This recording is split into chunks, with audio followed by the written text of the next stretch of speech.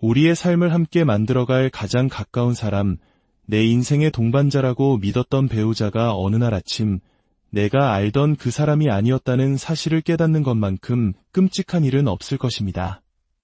그것도 아주 조금 다른 것이 아니라 근본부터 완전히 다른 존재였다는 것을 알게 되었을 때의 충격은 이루 말할 수 없죠. 오늘 우리는 악성 나르시시즘이라는 결코 가볍게 여길 수 없는 심각한 심리적 문제에 대해 이야기하고자 합니다. 혹시 당신 곁에 있는 배우자가 나르시시스트인지 어떻게 알 수 있냐고요? 이 질문에 답하기 전에 한 가지 분명히 해야 할 것이 있습니다. 나르시시즘은 단순히 자기애가 강하거나 SNS에 자신의 사진을 자주 올리는 수준의 문제가 아닙니다. 그것은 문제의 본질을 극도로 단순화시킨 위험한 착각일 뿐입니다. 우리가 마주한 것은 훨씬 더 교활하고 음흉하며 인간의 가장 원초적인 심리를 파고드는 문제입니다. 상상해 보십시오. 당신이 인간의 가면을 쓴 거대한 용과 한 집에서 살고 있다고 말입니다.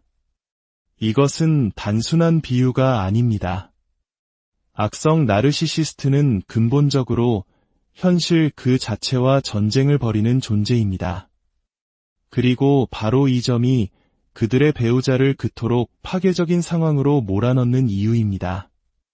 그들에게 당신은 한 명의 인격체가 아닙니다. 그저 자신의 거대하고 왜곡된 환상을 투영하는 배경, 자신의 내면 드라마를 위한 소품에 불과합니다. 당신의 존재는 그들의 연극을 위해 철저히 이용될 뿐입니다. 그리고 그곳이 바로 살아있는 지옥입니다.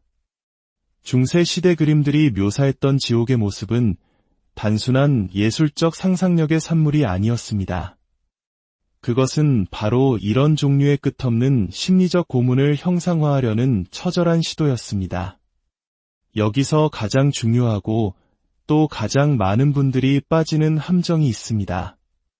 내가 더 친절하게 대하면, 더 헌신적으로 사랑해주면 언젠가는 그 사람이 변할 거야라는 믿음입니다. 단호하게 말씀드리지만 그런 일은 일어나지 않습니다. 절대로 일어나지 않습니다. 그것이야말로 수많은 선량한 사람들을 수십 년간 파괴적인 관계 속에 갇히게 만드는 교묘한 덫입니다.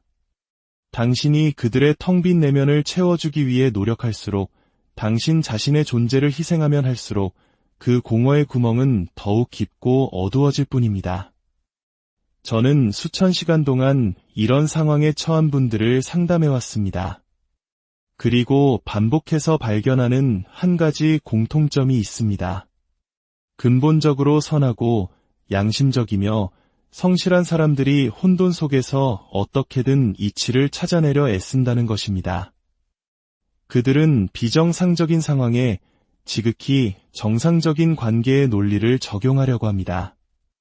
이는 마치 체스를 두는데 상대방은 남몰래 독점 게임의 규칙으로 임하는 것과 같습니다.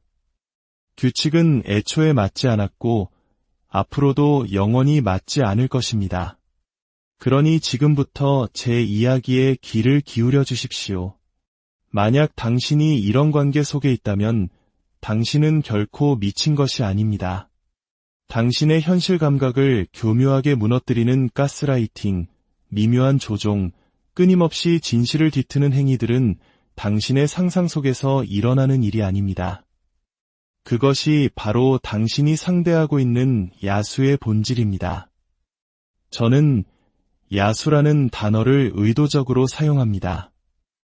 우리는 근본적으로 포식자의 본능을 가진 존재에 대해 이야기하고 있기 때문입니다. 나르시시스트가 사용하는 주된 무기는 바로 수치심입니다. 그들은 당신의 가장 깊은 불안과 약점을 귀신같이 찾아내 그것을 착취하는 데 선수들입니다. 왜냐고요? 수치심이야말로 인간의 잠재력을 파괴하는 가장 강력한 독이기 때문입니다. 그것은 제가 늘 강조하는 어깨를 펴고 당당하게 서는 자세의 정반대입니다. 수치심은 당신을 안으로 움츠러들게 만들고 스스로를 한없이 작고 초라하게 느끼게 만듭니다. 하지만 바로 여기서 위대한 심리학자 칼 융이 말한 그림자 이론과 연결되는 매우 흥미로운 지점이 나타납니다. 나르시시스트가 가장 두려워하는 것은 역설적이게도 그들이 당신에게 투영하는 바로 그것, 즉 무가치함입니다. 그들의 과장된 위대함은 사실 원시적일 만큼 깊은 무능감과 열등감을 감추기 위한 방어기제에 불과합니다. 물론 이것이 그들의 행동을 정당화시켜주는 것은 결코 아닙니다. 하지만 이 사실을 이해하는 것은 당신이 그 족쇄로부터 해방되는데 결정적인 열쇠가 됩니다. 그렇다면 해결책은 무엇일까요? 먼저 이것이 단순히 관계를 떠나느냐 마느냐의 문제를 넘어선다는 것을 이해해야 합니다. 이것은 당신의 영혼을 되찾는 싸움입니다. 결코 과장이 아닙니다. 이 관계를 통해 서서히 좀먹어온 당신 존재의 본질에 관한 이야기입니다. 첫 번째 단계는 나르시시스트의 행동이 당신 때문이 아니라는 것을 가장 깊은 차원에서 이해하는 것입니다. 그들이 당신을 비난하고 폄하하고 당신의 현실 감각을 의심하게 만들 때 그것은 당신에 대한 평가가 아니라 그들 내면의 병리적인 문제가 밖으로 표출되는 것뿐입니다. 가상현실 헤드셋을 쓰고 상상의 괴물과 싸우는 사람을 떠올려 보십시오.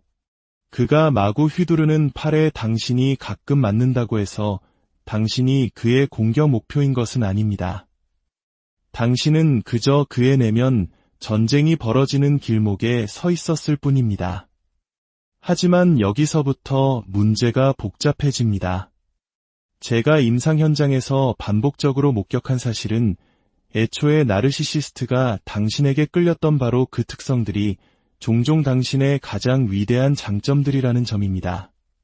당신의 공감 능력, 성실함, 다른 사람에게서 최고의 모습을 보려는 선한 의지.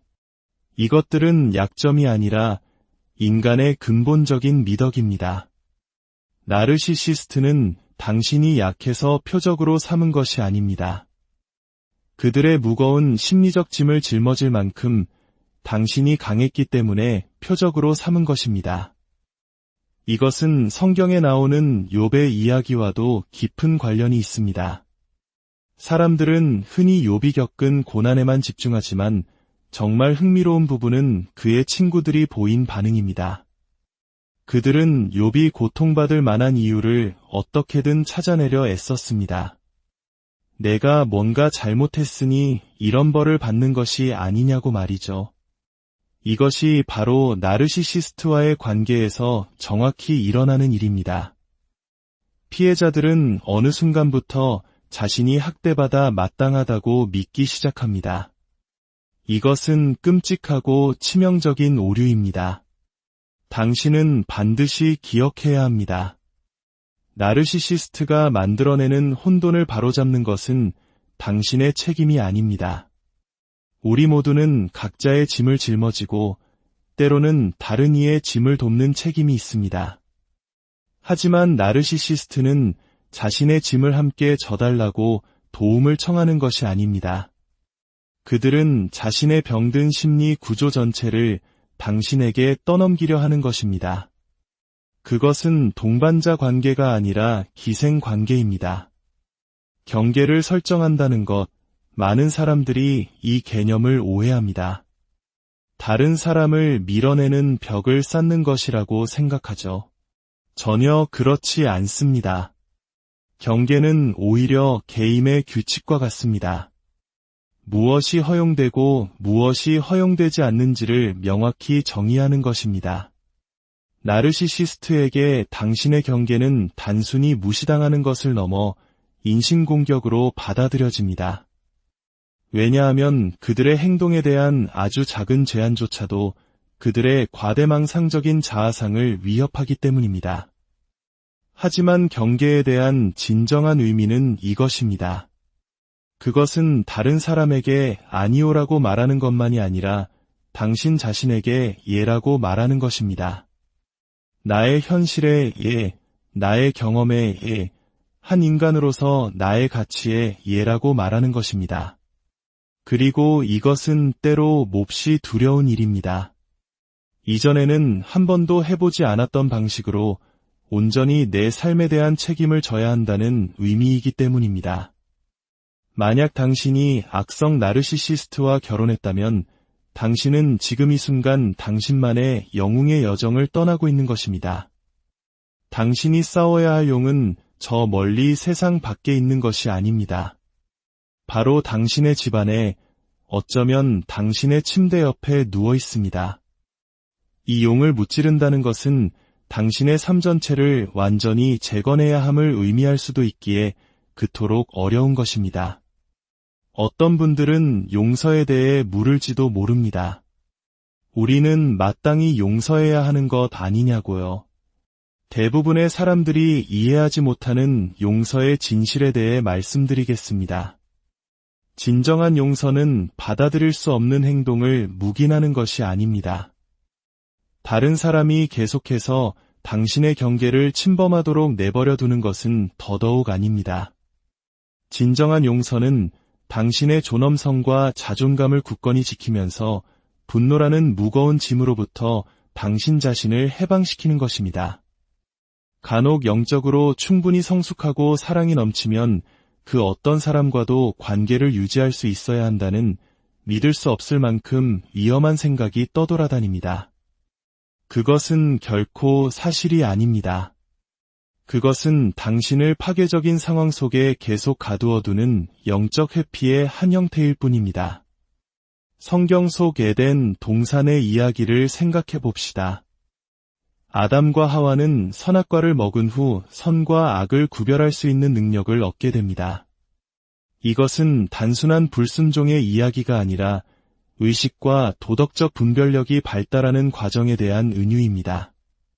악성 나르시시스트를 상대할 때 당신에게는 그 어떤 때보다 이 분별력이 절실히 필요합니다. 나르시시스트는 심리학자들이 트라우마적 유대라고 부르는 것을 만들어냅니다. 마치 벽이 계속 움직이는 미로에 갇힌 것과 같습니다. 때로는 출구를 찾은 것 같지만 자유를 얻었다고 생각하는 바로 그 순간 나르시시스트는 당신이 처음 사랑에 빠졌다고 믿었던 그 사람의 모습을 아주 잠깐 보여줍니다. 그것이 바로 당신을 다시 끌어당기는 낚싯바늘입니다. 하지만 명심하십시오. 그 순간 당신이 본다고 생각하는 그 사람의 모습은 실제가 아닙니다. 그것은 당신을 그 관계의 역학 속에 묶어두기 위해 고안된 전술적 연기에 불과합니다. 사막의 신기루와 같습니다. 필사적으로 달려갈수록 더욱 멀어지고 결국 당신을 이전보다 더 심한 갈증 속에 남겨둘 뿐입니다. 그들이 관계 초기에 보여주었던 완벽한 모습, 소위 사랑폭탄이라 불리는 기간은 어땠을까요? 그것 역시 진짜가 아니었습니다. 그것은 마치 시간이 지나면 사라져버리는 물감으로 명화를 그리는 것과 같았습니다. 캔버스 자체가 애초에 그 이미지를 담을 준비가 되어 있지 않았던 것입니다. 나르시시스트적 학대의 본질은 눈에 보이는 공격이나 모욕, 가스라이팅에만 있는 것이 아닙니다. 그 핵심은 수천 번의 작은 상처를 통해 당신의 자아를 서서히 파괴하는 데 있습니다. 평화를 유지하기 위해 당신의 현실을 의심하고 하고 싶은 말을 삼킬 때마다 당신은 당신 영혼의 조각들을 조금씩 내어주고 있는 것입니다. 그렇다면 치유란 무엇일까요? 단순히 그 사람에게서 벗어나는 것이 아닙니다. 그것은 당신의 심리 구조 전체를 재건하는 것입니다. 당신의 지각과 판단을 다시 신뢰하는 법을 배우는 것입니다. 현실은 나르시시스트가 아무리 왜곡하고 부정하려 해도 결국 스스로를 드러내는 힘을 가지고 있습니다. 그들이 거짓된 서사를 유지하기 위해 그토록 필사적으로 노력해야 하는 이유가 바로 여기에 있습니다. 이제 개인적인 책임에 대해 이야기해 봅시다. 학대에 대한 책임이 아닙니다. 그것은 결코 당신의 책임이 될 수 없습니다. 여기서 말하는 책임은 바로 당신 자신의 회복에 대한 책임입니다. 이 힘든 작업은 다른 누구도 당신을 대신해 줄 수 없습니다. 당신의 경계를 다시 세우고 자아를 되찾고 당신의 진실과 다시 연결되는 것은 오롯이 당신의 여정입니다. 당신의 영웅의 여정입니다. 진정한 용기는 두려움을 느끼지 않는 것이 아닙니다. 극심한 공포를 느끼면서도 그럼에도 불구하고 행동하는 것입니다. 미지의 세계를 마주하는 것입니다. 나르시시스트 배우자를 떠나기로 결심할 때 당신이 하는 일이 바로 그것입니다. 미지의 세계는 당연히 두렵습니다. 하지만 더 두려운 것은 무엇인지 아십니까? 남은 평생을 다른 누군가의 왜곡된 이야기 속 조연으로 살아가는 것입니다. 진실이 나르시시스트의 말 한마디에 좌우되는 현실 속에서 사는 것입니다. 그것은 단지 두려운 것을 넘어 영혼을 파괴하는 일입니다. 그렇다면 무엇부터 시작해야 할까요? 당신의 이야기를 되찾는 것부터 시작해야 합니다. 당신의 경험, 당신의 감정, 당신의 진실을 인정하는 것부터 시작하십시오. 당신은 혼자가 아닙니다. 이 어둡고 긴 터널을 지나온 수많은 사람들이 있습니다. 당신 안에는 당신이 상상하는 것보다 훨씬 더 강한 힘이 잠재되어 있습니다. 모든 것을 주관하시는 하나님께서 당신의 길에 빛을 비추시길 기도합니다. 당신의 상처받은 마음의 평화가 깃들고 당신 자신의 진실된 이야기를 용기 있게 써내려갈 힘을 얻으시기를 소망합니다. 당신의 영웅적인 여정을 우리의 삶을 함께 만들어갈 가장 가까운 사람, 내 인생의 동반자라고 믿었던 배우자가 어느 날 아침 내가 알던 그 사람이 아니었다는 사실을 깨닫는 것만큼 끔찍한 일은 없을 것입니다. 그것도 아주 조금 다른 것이 아니라 근본부터 완전히 다른 존재였다는 것을 알게 되었을 때의 충격은 이루 말할 수 없죠. 오늘 우리는 악성 나르시시즘이라는 결코 가볍게 여길 수 없는 심각한 심리적 문제에 대해 이야기하고자 합니다. 혹시 당신 곁에 있는 배우자가 나르시시스트인지 어떻게 알 수 있냐고요? 이 질문에 답하기 전에 한 가지 분명히 해야 할 것이 있습니다. 나르시시즘은 단순히 자기애가 강하거나 SNS에 자신의 사진을 자주 올리는 수준의 문제가 아닙니다. 그것은 문제의 본질을 극도로 단순화시킨 위험한 착각일 뿐입니다. 우리가 마주한 것은 훨씬 더 교활하고 음흉하며 인간의 가장 원초적인 심리를 파고드는 문제입니다. 상상해 보십시오. 당신이 인간의 가면을 쓴 거대한 용과 한 집에서 살고 있다고 말입니다. 이것은 단순한 비유가 아닙니다. 악성 나르시시스트는 근본적으로 현실 그 자체와 전쟁을 벌이는 존재입니다. 그리고 바로 이 점이 그들의 배우자를 그토록 파괴적인 상황으로 몰아넣는 이유입니다. 그들에게 당신은 한 명의 인격체가 아닙니다. 그저 자신의 거대하고 왜곡된 환상을 투영하는 배경, 자신의 내면 드라마를 위한 소품에 불과합니다. 당신의 존재는 그들의 연극을 위해 철저히 이용될 뿐입니다. 그리고 그곳이 바로 살아있는 지옥입니다. 중세 시대 그림들이 묘사했던 지옥의 모습은 단순한 예술적 상상력의 산물이 아니었습니다. 그것은 바로 이런 종류의 끝없는 심리적 고문을 형상화하려는 처절한 시도였습니다. 여기서 가장 중요하고 또 가장 많은 분들이 빠지는 함정이 있습니다. 내가 더 친절하게 대하면, 더 헌신적으로 사랑해주면 언젠가는 그 사람이 변할 거야라는 믿음입니다. 단호하게 말씀드리지만 그런 일은 일어나지 않습니다. 절대로 일어나지 않습니다. 그것이야말로 수많은 선량한 사람들을 수십 년간 파괴적인 관계 속에 갇히게 만드는 교묘한 덫입니다. 당신이 그들의 텅 빈 내면을 채워주기 위해 노력할수록 당신 자신의 존재를 희생하면 할수록 그 공허의 구멍은 더욱 깊고 어두워질 뿐입니다. 저는 수천 시간 동안 이런 상황에 처한 분들을 상담해왔습니다. 그리고 반복해서 발견하는 한 가지 공통점이 있습니다. 근본적으로 선하고 양심적이며 성실한 사람들이 혼돈 속에서 어떻게든 이치를 찾아내려 애쓴다는 것입니다. 그들은 비정상적인 상황에 지극히 정상적인 관계의 논리를 적용하려고 합니다. 이는 마치 체스를 두는데 상대방은 남몰래 독점 게임의 규칙으로 임하는 것과 같습니다. 규칙은 애초에 맞지 않았고 앞으로도 영원히 맞지 않을 것입니다. 그러니 지금부터 제 이야기에 귀를 기울여 주십시오. 만약 당신이 이런 관계 속에 있다면 당신은 결코 미친 것이 아닙니다. 당신의 현실 감각을 교묘하게 무너뜨리는 가스라이팅, 미묘한 조종, 끊임없이 진실을 뒤트는 행위들은 당신의 상상 속에서 일어나는 일이 아닙니다. 그것이 바로 당신이 상대하고 있는 야수의 본질입니다. 저는 야수라는 단어를 의도적으로 사용합니다. 우리는 근본적으로 포식자의 본능을 가진 존재에 대해 이야기하고 있기 때문입니다. 나르시시스트가 사용하는 주된 무기는 바로 수치심입니다.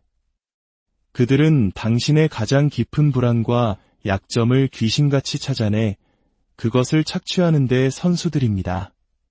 왜냐고? 수치심이야말로 인간의 잠재력을 파괴하는 가장 강력한 독이기 때문입니다. 그것은 제가 늘 강조하는 어깨를 펴고 당당하게 서는 자세의 정반대입니다. 수치심은 당신을 안으로 움츠러들게 만들고 스스로를 한없이 작고 초라하게 느끼게 만듭니다. 하지만 바로 여기서 위대한 심리학자 칼 융이 말한 그림자 이론과 연결되는 매우 흥미로운 지점이 나타납니다. 나르시시스트가 가장 두려워하는 것은 역설적이게도 그들이 당신에게 투영하는 바로 그것, 즉 무가치함입니다. 그들의 과장된 위대함은 사실 원시적일 만큼 깊은 무능감과 열등감을 감추기 위한 방어기제에 불과합니다. 물론 이것이 그들의 행동을 정당화시켜주는 것은 결코 아닙니다. 하지만 이 사실을 이해하는 것은 당신이 그 족쇄로부터 해방되는데 결정적인 열쇠가 됩니다. 그렇다면 해결책은 무엇일까요? 먼저 이것이 단순히 관계를 떠나느냐 마느냐의 문제를 넘어선다는 것을 이해해야 합니다. 이것은 당신의 영혼을 되찾는 싸움입니다. 결코 과장이 아닙니다. 이 관계를 통해 서서히 좀먹어온 당신 존재의 본질에 관한 이야기입니다. 첫 번째 단계는 나르시시스트의 행동이 당신 때문이 아니라는 것을 가장 깊은 차원에서 이해하는 것입니다. 그들이 당신을 비난하고 폄하하고 당신의 현실 감각을 의심하게 만들 때 그것은 당신에 대한 평가가 아니라 그들 내면의 병리적인 문제가 밖으로 표출되는 것뿐입니다. 가상현실 헤드셋을 쓰고 상상의 괴물과 싸우는 사람을 떠올려 보십시오. 그가 마구 휘두르는 팔에 당신이 가끔 맞는다고 해서 당신이 그의 공격 목표인 것은 아닙니다. 당신은 그저 그의 내면 전쟁이 벌어지는 길목에 서 있었을 뿐입니다. 하지만 여기서부터 문제가 복잡해집니다. 제가 임상 현장에서 반복적으로 목격한 사실은 애초에 나르시시스트가 당신에게 끌렸던 바로 그 특성들이 종종 당신의 가장 위대한 장점들이라는 점입니다. 당신의 공감 능력, 성실함, 다른 사람에게서 최고의 모습을 보려는 선한 의지. 이것들은 약점이 아니라 인간의 근본적인 미덕입니다. 나르시시스트는 당신이 약해서 표적으로 삼은 것이 아닙니다. 그들의 무거운 심리적 짐을 짊어질 만큼 당신이 강했기 때문에 표적으로 삼은 것입니다. 이것은 성경에 나오는 욥의 이야기와도 깊은 관련이 있습니다. 사람들은 흔히 욥이 겪은 고난에만 집중하지만 정말 흥미로운 부분은 그의 친구들이 보인 반응입니다. 그들은 욥이 고통받을 만한 이유를 어떻게든 찾아내려 애썼습니다. 내가 뭔가 잘못했으니 이런 벌을 받는 것이 아니냐고 말이죠. 이것이 바로 나르시시스트와의 관계에서 정확히 일어나는 일입니다. 피해자들은 어느 순간부터 자신이 학대받아 마땅하다고 믿기 시작합니다. 이것은 끔찍하고 치명적인 오류입니다. 당신은 반드시 기억해야 합니다. 나르시시스트가 만들어내는 혼돈을 바로잡는 것은 당신의 책임이 아닙니다. 우리 모두는 각자의 짐을 짊어지고 때로는 다른 이의 짐을 돕는 책임이 있습니다. 하지만 나르시시스트는 자신의 짐을 함께 져달라고 도움을 청하는 것이 아닙니다.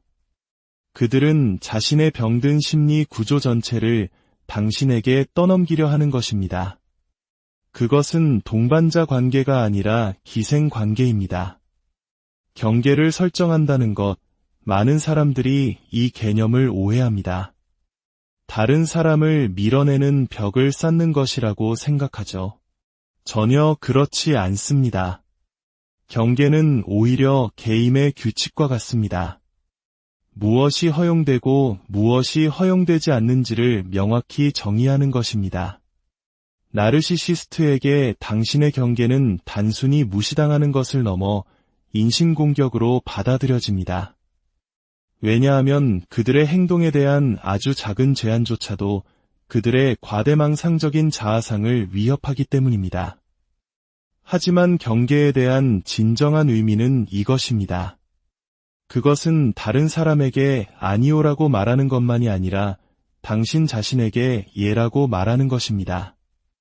나의 현실의 예, 나의 경험의 예, 한 인간으로서 나의 가치의 예라고 말하는 것입니다. 그리고 이것은 때로 몹시 두려운 일입니다. 이전에는 한 번도 해보지 않았던 방식으로 온전히 내 삶에 대한 책임을 져야 한다는 의미이기 때문입니다. 만약 당신이 악성 나르시시스트와 결혼했다면 당신은 지금 이 순간 당신만의 영웅의 여정을 떠나고 있는 것입니다. 당신이 싸워야 할 용은 저 멀리 세상 밖에 있는 것이 아닙니다. 바로 당신의 집안에, 어쩌면 당신의 침대 옆에 누워 있습니다. 이 용을 무찌른다는 것은 당신의 삶 전체를 완전히 재건해야 함을 의미할 수도 있기에 그토록 어려운 것입니다. 어떤 분들은 용서에 대해 물을지도 모릅니다.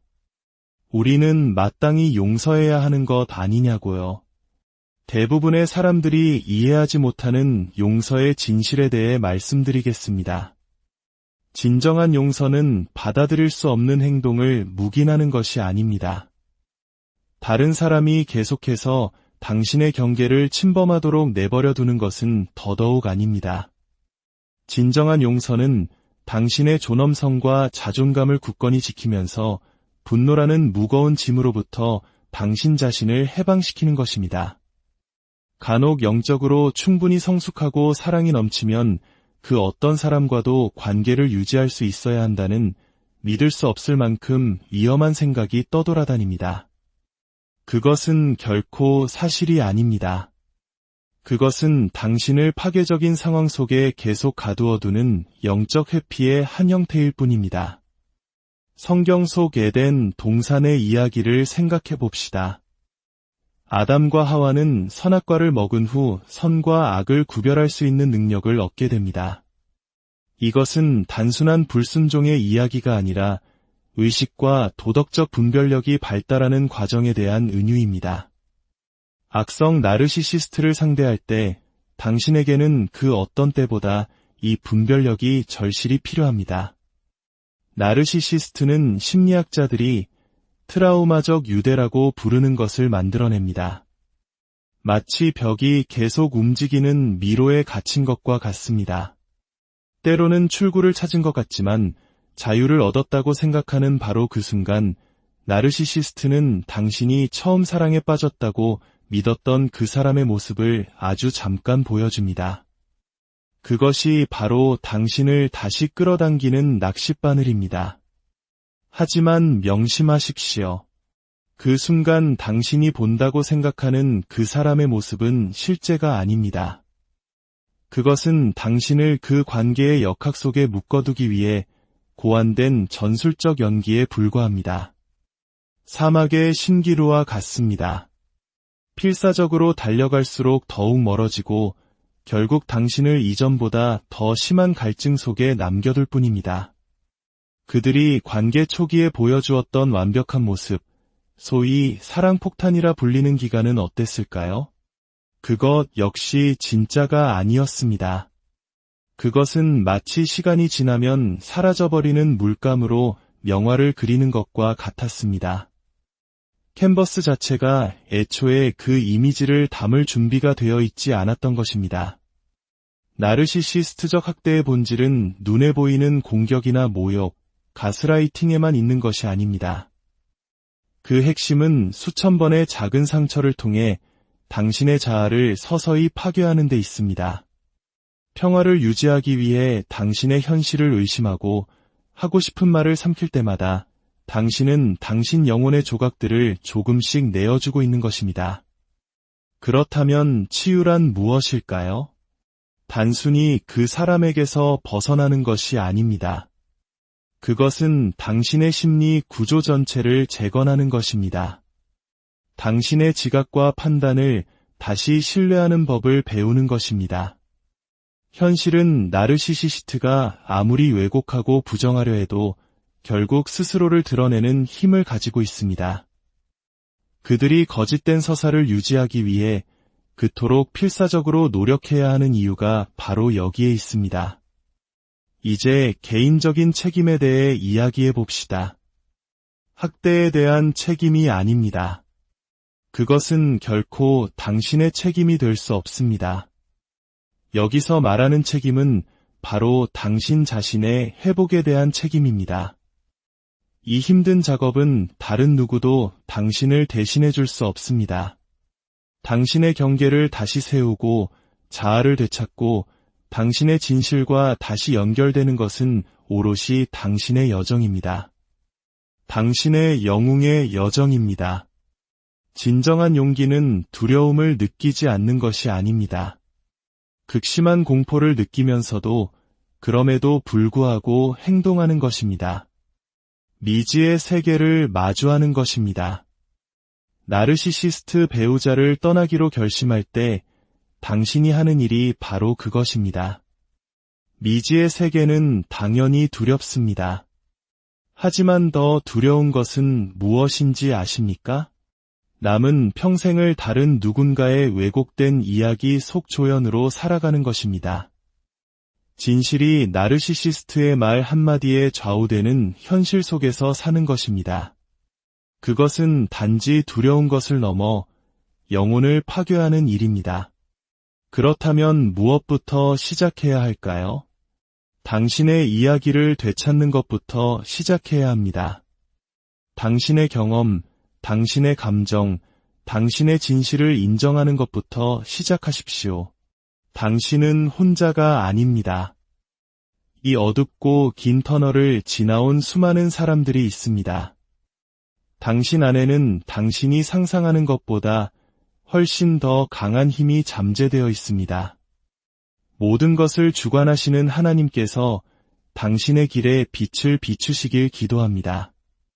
당신의 상처받은 마음의 평화가 깃들고 당신 자신의 진실된 이야기를 용기 있게 써내려갈 힘을 얻으시기를 소망합니다. 당신의 영웅적인 여정을 우리의 삶을 함께 만들어갈 가장 가까운 사람, 내 인생의 동반자라고 믿었던 배우자가 어느 날 아침 내가 알던 그 사람이 아니었다는 사실을 깨닫는 것만큼 끔찍한 일은 없을 것입니다. 그것도 아주 조금 다른 것이 아니라 근본부터 완전히 다른 존재였다는 것을 알게 되었을 때의 충격은 이루 말할 수 없죠. 오늘 우리는 악성 나르시시즘이라는 결코 가볍게 여길 수 없는 심각한 심리적 문제에 대해 이야기하고자 합니다. 혹시 당신 곁에 있는 배우자가 나르시시스트인지 어떻게 알 수 있냐고요? 이 질문에 답하기 전에 한 가지 분명히 해야 할 것이 있습니다. 나르시시즘은 단순히 자기애가 강하거나 SNS에 자신의 사진을 자주 올리는 수준의 문제가 아닙니다. 그것은 문제의 본질을 극도로 단순화시킨 위험한 착각일 뿐입니다. 우리가 마주한 것은 훨씬 더 교활하고 음흉하며 인간의 가장 원초적인 심리를 파고드는 문제입니다. 상상해 보십시오. 당신이 인간의 가면을 쓴 거대한 용과 한 집에서 살고 있다고 말입니다. 이것은 단순한 비유가 아닙니다. 악성 나르시시스트는 근본적으로 현실 그 자체와 전쟁을 벌이는 존재입니다. 그리고 바로 이 점이 그들의 배우자를 그토록 파괴적인 상황으로 몰아넣는 이유입니다. 그들에게 당신은 한 명의 인격체가 아닙니다. 그저 자신의 거대하고 왜곡된 환상을 투영하는 배경, 자신의 내면 드라마를 위한 소품에 불과합니다. 당신의 존재는 그들의 연극을 위해 철저히 이용될 뿐입니다. 그리고 그곳이 바로 살아있는 지옥입니다. 중세 시대 그림들이 묘사했던 지옥의 모습은 단순한 예술적 상상력의 산물이 아니었습니다. 그것은 바로 이런 종류의 끝없는 심리적 고문을 형상화하려는 처절한 시도였습니다. 여기서 가장 중요하고 또 가장 많은 분들이 빠지는 함정이 있습니다. 내가 더 친절하게 대하면, 더 헌신적으로 사랑해주면 언젠가는 그 사람이 변할 거야라는 믿음입니다. 단호하게 말씀드리지만 그런 일은 일어나지 않습니다. 절대로 일어나지 않습니다. 그것이야말로 수많은 선량한 사람들을 수십 년간 파괴적인 관계 속에 갇히게 만드는 교묘한 덫입니다. 당신이 그들의 텅 빈 내면을 채워주기 위해 노력할수록, 당신 자신의 존재를 희생하면 할수록 그 공허의 구멍은 더욱 깊고 어두워질 뿐입니다. 저는 수천 시간 동안 이런 상황에 처한 분들을 상담해왔습니다. 그리고 반복해서 발견하는 한 가지 공통점이 있습니다. 근본적으로 선하고 양심적이며 성실한 사람들이 혼돈 속에서 어떻게든 이치를 찾아내려 애쓴다는 것입니다. 그들은 비정상적인 상황에 지극히 정상적인 관계의 논리를 적용하려고 합니다. 이는 마치 체스를 두는데 상대방은 남몰래 독점 게임의 규칙으로 임하는 것과 같습니다. 규칙은 애초에 맞지 않았고 앞으로도 영원히 맞지 않을 것입니다. 그러니 지금부터 제 이야기에 귀를 기울여 주십시오. 만약 당신이 이런 관계 속에 있다면 당신은 결코 미친 것이 아닙니다. 당신의 현실 감각을 교묘하게 무너뜨리는 가스라이팅, 미묘한 조종, 끊임없이 진실을 뒤트는 행위들은 당신의 상상 속에서 일어나는 일이 아닙니다. 그것이 바로 당신이 상대하고 있는 야수의 본질입니다. 저는 야수라는 단어를 의도적으로 사용합니다. 우리는 근본적으로 포식자의 본능을 가진 존재에 대해 이야기하고 있기 때문입니다. 나르시시스트가 사용하는 주된 무기는 바로 수치심입니다. 그들은 당신의 가장 깊은 불안과 약점을 귀신같이 찾아내 그것을 착취하는 데 선수들입니다. 왜냐고? 수치심이야말로 인간의 잠재력을 파괴하는 가장 강력한 독이기 때문입니다. 그것은 제가 늘 강조하는 어깨를 펴고 당당하게 서는 자세의 정반대입니다. 수치심은 당신을 안으로 움츠러들게 만들고 스스로를 한없이 작고 초라하게 느끼게 만듭니다. 하지만 바로 여기서 위대한 심리학자 칼 융이 말한 그림자 이론과 연결되는 매우 흥미로운 지점이 나타납니다. 나르시시스트가 가장 두려워하는 것은 역설적이게도 그들이 당신에게 투영하는 바로 그것, 즉 무가치함입니다. 그들의 과장된 위대함은 사실 원시적일 만큼 깊은 무능감과 열등감을 감추기 위한 방어기제에 불과합니다. 물론 이것이 그들의 행동을 정당화시켜주는 것은 결코 아닙니다. 하지만 이 사실을 이해하는 것은 당신이 그 족쇄로부터 해방되는데 결정적인 열쇠가 됩니다. 그렇다면 해결책은 무엇일까요? 먼저 이것이 단순히 관계를 떠나느냐 마느냐의 문제를 넘어선다는 것을 이해해야 합니다. 이것은 당신의 영혼을 되찾는 싸움입니다. 결코 과장이 아닙니다. 이 관계를 통해 서서히 좀먹어온 당신 존재의 본질에 관한 이야기입니다. 첫 번째 단계는 나르시시스트의 행동이 당신 때문이 아니라는 것을 가장 깊은 차원에서 이해하는 것입니다. 그들이 당신을 비난하고 폄하하고 당신의 현실 감각을 의심하게 만들 때 그것은 당신에 대한 평가가 아니라 그들 내면의 병리적인 문제가 밖으로 표출되는 것뿐입니다. 가상현실 헤드셋을 쓰고 상상의 괴물과 싸우는 사람을 떠올려 보십시오. 그가 마구 휘두르는 팔에 당신이 가끔 맞는다고 해서 당신이 그의 공격 목표인 것은 아닙니다. 당신은 그저 그의 내면 전쟁이 벌어지는 길목에 서 있었을 뿐입니다. 하지만 여기서부터 문제가 복잡해집니다. 제가 임상 현장에서 반복적으로 목격한 사실은 애초에 나르시시스트가 당신에게 끌렸던 바로 그 특성들이 종종 당신의 가장 위대한 장점들이라는 점입니다. 당신의 공감 능력, 성실함, 다른 사람에게서 최고의 모습을 보려는 선한 의지. 이것들은 약점이 아니라 인간의 근본적인 미덕입니다. 나르시시스트는 당신이 약해서 표적으로 삼은 것이 아닙니다. 그들의 무거운 심리적 짐을 짊어질 만큼 당신이 강했기 때문에 표적으로 삼은 것입니다.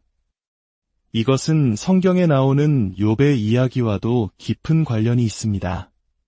사람들은 흔히 욥이 겪은 고난에만 집중하지만 정말 흥미로운 부분은 그의 친구들이 보인 반응입니다. 그들은 욥이 고통받을 만한 이유를 어떻게든 찾아내려 애썼습니다. 내가 뭔가 잘못했으니 이런 벌을 받는 것이 아니냐고 말이죠. 이것이 바로 나르시시스트와의 관계에서 정확히 일어나는 일입니다. 피해자들은 어느 순간부터 자신이 학대받아 마땅하다고 믿기 시작합니다. 이것은 끔찍하고 치명적인 오류입니다. 당신은 반드시 기억해야 합니다. 나르시시스트가 만들어내는 혼돈을 바로잡는 것은 당신의 책임이 아닙니다. 우리 모두는 각자의 짐을 짊어지고 때로는 다른 이의 짐을 돕는 책임이 있습니다. 하지만 나르시시스트는 자신의 짐을 함께 져달라고 도움을 청하는 것이 아닙니다. 그들은 자신의 병든 심리 구조 전체를 당신에게 떠넘기려 하는 것입니다. 그것은 동반자 관계가 아니라 기생 관계입니다. 경계를 설정한다는 것, 많은 사람들이 이 개념을 오해합니다. 다른 사람을 밀어내는 벽을 쌓는 것이라고 생각하죠. 전혀 그렇지 않습니다. 경계는 오히려 게임의 규칙과 같습니다. 무엇이 허용되고 무엇이 허용되지 않는지를 명확히 정의하는 것입니다. 나르시시스트에게 당신의 경계는 단순히 무시당하는 것을 넘어 인신공격으로 받아들여집니다. 왜냐하면 그들의 행동에 대한 아주 작은 제한조차도 그들의 과대망상적인 자아상을 위협하기 때문입니다. 하지만 경계에 대한 진정한 의미는 이것입니다. 그것은 다른 사람에게 아니오라고 말하는 것만이 아니라 당신 자신에게 예라고 말하는 것입니다. 나의 현실의 예, 나의 경험의 예, 한 인간으로서 나의 가치의 예라고 말하는 것입니다. 그리고 이것은 때로 몹시 두려운 일입니다. 이전에는 한 번도 해보지 않았던 방식으로 온전히 내 삶에 대한 책임을 져야 한다는 의미이기 때문입니다. 만약 당신이 악성 나르시시스트와 결혼했다면 당신은 지금 이 순간 당신만의 영웅의 여정을 떠나고 있는 것입니다. 당신이 싸워야 할 용은 저 멀리 세상 밖에 있는 것이 아닙니다. 바로 당신의 집안에, 어쩌면 당신의 침대 옆에 누워 있습니다. 이 용을 무찌른다는 것은 당신의 삶 전체를 완전히 재건해야 함을 의미할 수도 있기에 그토록 어려운 것입니다. 어떤 분들은 용서에 대해 물을지도 모릅니다. 우리는 마땅히 용서해야 하는 것 아니냐고요. 대부분의 사람들이 이해하지 못하는 용서의 진실에 대해 말씀드리겠습니다. 진정한 용서는 받아들일 수 없는 행동을 묵인하는 것이 아닙니다. 다른 사람이 계속해서 당신의 경계를 침범하도록 내버려 두는 것은 더더욱 아닙니다. 진정한 용서는 당신의 존엄성과 자존감을 굳건히 지키면서 분노라는 무거운 짐으로부터 당신 자신을 해방시키는 것입니다. 간혹 영적으로 충분히 성숙하고 사랑이 넘치면 그 어떤 사람과도 관계를 유지할 수 있어야 한다는 믿을 수 없을 만큼 위험한 생각이 떠돌아다닙니다. 그것은 결코 사실이 아닙니다. 그것은 당신을 파괴적인 상황 속에 계속 가두어두는 영적 회피의 한 형태일 뿐입니다. 성경 속 에덴 동산의 이야기를 생각해 봅시다. 아담과 하와는 선악과를 먹은 후 선과 악을 구별할 수 있는 능력을 얻게 됩니다. 이것은 단순한 불순종의 이야기가 아니라 의식과 도덕적 분별력이 발달하는 과정에 대한 은유입니다. 악성 나르시시스트를 상대할 때 당신에게는 그 어떤 때보다 이 분별력이 절실히 필요합니다. 나르시시스트는 심리학자들이 트라우마적 유대라고 부르는 것을 만들어냅니다. 마치 벽이 계속 움직이는 미로에 갇힌 것과 같습니다. 때로는 출구를 찾은 것 같지만 자유를 얻었다고 생각하는 바로 그 순간 나르시시스트는 당신이 처음 사랑에 빠졌다고 믿었던 그 사람의 모습을 아주 잠깐 보여줍니다. 그것이 바로 당신을 다시 끌어당기는 낚싯바늘입니다. 하지만 명심하십시오. 그 순간 당신이 본다고 생각하는 그 사람의 모습은 실제가 아닙니다. 그것은 당신을 그 관계의 역학 속에 묶어두기 위해 고안된 전술적 연기에 불과합니다. 사막의 신기루와 같습니다. 필사적으로 달려갈수록 더욱 멀어지고 결국 당신을 이전보다 더 심한 갈증 속에 남겨둘 뿐입니다. 그들이 관계 초기에 보여주었던 완벽한 모습, 소위 사랑폭탄이라 불리는 기간은 어땠을까요? 그것 역시 진짜가 아니었습니다. 그것은 마치 시간이 지나면 사라져버리는 물감으로 명화를 그리는 것과 같았습니다. 캔버스 자체가 애초에 그 이미지를 담을 준비가 되어 있지 않았던 것입니다. 나르시시스트적 학대의 본질은 눈에 보이는 공격이나 모욕, 가스라이팅에만 있는 것이 아닙니다. 그 핵심은 수천 번의 작은 상처를 통해 당신의 자아를 서서히 파괴하는 데 있습니다. 평화를 유지하기 위해 당신의 현실을 의심하고 하고 싶은 말을 삼킬 때마다 당신은 당신 영혼의 조각들을 조금씩 내어주고 있는 것입니다. 그렇다면 치유란 무엇일까요? 단순히 그 사람에게서 벗어나는 것이 아닙니다. 그것은 당신의 심리 구조 전체를 재건하는 것입니다. 당신의 지각과 판단을 다시 신뢰하는 법을 배우는 것입니다. 현실은 나르시시스트가 아무리 왜곡하고 부정하려 해도 결국 스스로를 드러내는 힘을 가지고 있습니다. 그들이 거짓된 서사를 유지하기 위해 그토록 필사적으로 노력해야 하는 이유가 바로 여기에 있습니다. 이제 개인적인 책임에 대해 이야기해 봅시다. 학대에 대한 책임이 아닙니다. 그것은 결코 당신의 책임이 될 수 없습니다. 여기서 말하는 책임은 바로 당신 자신의 회복에 대한 책임입니다. 이 힘든 작업은 다른 누구도 당신을 대신해 줄 수 없습니다. 당신의 경계를 다시 세우고 자아를 되찾고 당신의 진실과 다시 연결되는 것은 오롯이 당신의 여정입니다. 당신의 영웅의 여정입니다. 진정한 용기는 두려움을 느끼지 않는 것이 아닙니다. 극심한 공포를 느끼면서도 그럼에도 불구하고 행동하는 것입니다. 미지의 세계를 마주하는 것입니다. 나르시시스트 배우자를 떠나기로 결심할 때 당신이 하는 일이 바로 그것입니다. 미지의 세계는 당연히 두렵습니다. 하지만 더 두려운 것은 무엇인지 아십니까? 남은 평생을 다른 누군가의 왜곡된 이야기 속조연으로 살아가는 것입니다. 진실이 나르시시스트의 말 한마디에 좌우되는 현실 속에서 사는 것입니다. 그것은 단지 두려운 것을 넘어 영혼을 파괴하는 일입니다. 그렇다면 무엇부터 시작해야 할까요? 당신의 이야기를 되찾는 것부터 시작해야 합니다. 당신의 경험, 당신의 감정, 당신의 진실을 인정하는 것부터 시작하십시오. 당신은 혼자가 아닙니다.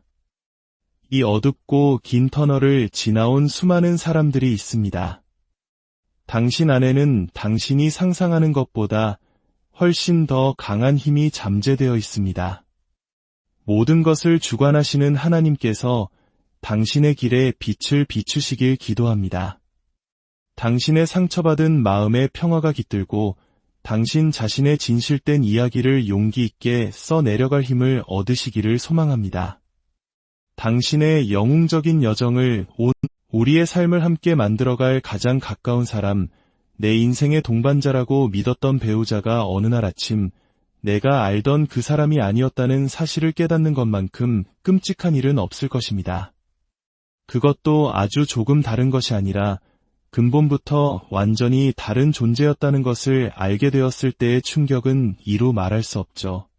오늘 우리는 악성 나르시시즘이라는 결코 가볍게 여길 수 없는 심각한 심리적 문제에 대해 이야기하고자 합니다. 혹시 당신 곁에 있는 배우자가 나르시시스트인지 어떻게 알 수 있냐고요? 이 질문에 답하기 전에 한 가지 분명히 해야 할 것이 있습니다. 나르시시즘은 단순히 자기애가 강하거나 SNS에 자신의 사진을 자주 올리는 수준의 문제가 아닙니다. 그것은 문제의 본질을 극도로 단순화시킨 위험한 착각일 뿐입니다. 우리가 마주한 것은 훨씬 더 교활하고 음흉하며 인간의 가장 원초적인 심리를 파고드는 문제입니다. 상상해 보십시오. 당신이 인간의 가면을 쓴 거대한 용과 한 집에서 살고 있다고 말입니다. 이것은 단순한 비유가 아닙니다. 악성 나르시시스트는 근본적으로 현실 그 자체와 전쟁을 벌이는 존재입니다. 그리고 바로 이 점이 그들의 배우자를 그토록 파괴적인 상황으로 몰아넣는 이유입니다. 그들에게 당신은 한 명의 인격체가 아닙니다. 그저 자신의 거대하고 왜곡된 환상을 투영하는 배경, 자신의 내면 드라마를 위한 소품에 불과합니다. 당신의 존재는 그들의 연극을 위해 철저히 이용될 뿐입니다. 그리고 그곳이 바로 살아있는 지옥입니다. 중세 시대 그림들이 묘사했던 지옥의 모습은 단순한 예술적 상상력의 산물이 아니었습니다. 그것은 바로 이런 종류의 끝없는 심리적 고문을 형상화하려는 처절한 시도였습니다. 여기서 가장 중요하고 또 가장 많은 분들이 빠지는 함정이 있습니다.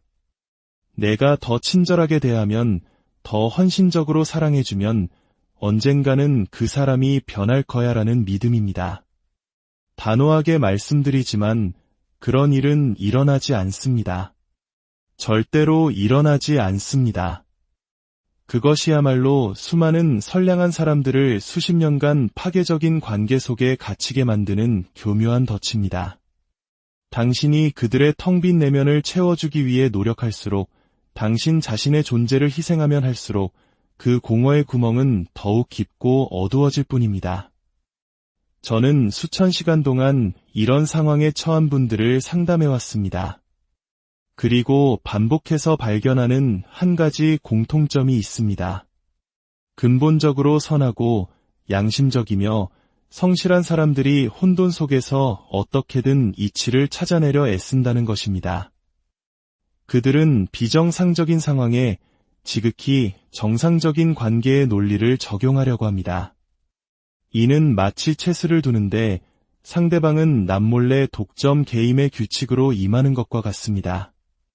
규칙은 애초에 맞지 않았고 앞으로도 영원히 맞지 않을 것입니다. 그러니 지금부터 제 이야기에 귀를 기울여 주십시오. 만약 당신이 이런 관계 속에 있다면 당신은 결코 미친 것이 아닙니다.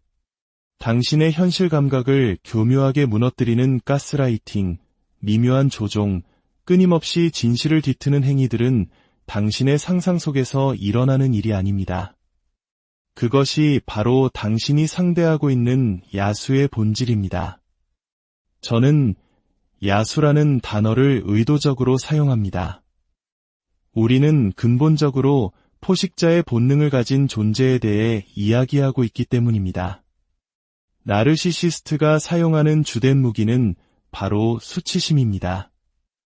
그들은 당신의 가장 깊은 불안과 약점을 귀신같이 찾아내 그것을 착취하는 데 선수들입니다. 왜냐고? 수치심이야말로 인간의 잠재력을 파괴하는 가장 강력한 독이기 때문입니다. 그것은 제가 늘 강조하는 어깨를 펴고 당당하게 서는 자세의 정반대입니다. 수치심은 당신을 안으로 움츠러들게 만들고 스스로를 한없이 작고 초라하게 느끼게 만듭니다.